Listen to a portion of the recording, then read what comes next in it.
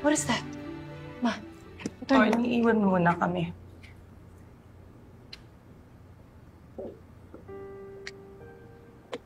Ma. I signed my confession.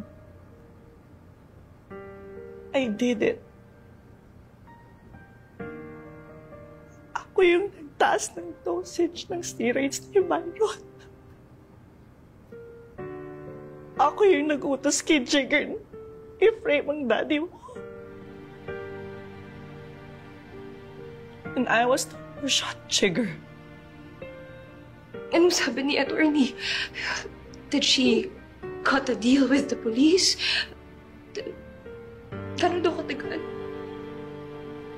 Ilang years ka daw sa kulungan? 25 years. 20 kung magpapakabait ako sa loob. It doesn't matter. I won't last 6 months in prison. No. Ma.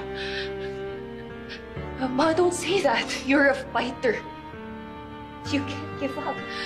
I'll do everything. Tsaka, yes, you made mistakes in the past. Pero di ba nagsisisi ka naman, ha?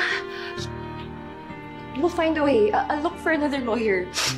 Maghahanap ako ng makakatulong sa atin. Maghahanap ako ng taong makakalower ng sentence mo. I'll do everything. Don't have to, Amelie. You don't have to. 20 years. 20 years. 40 na ako nun, Ma. Baka may anak na ako dun. Baka may apo ka na.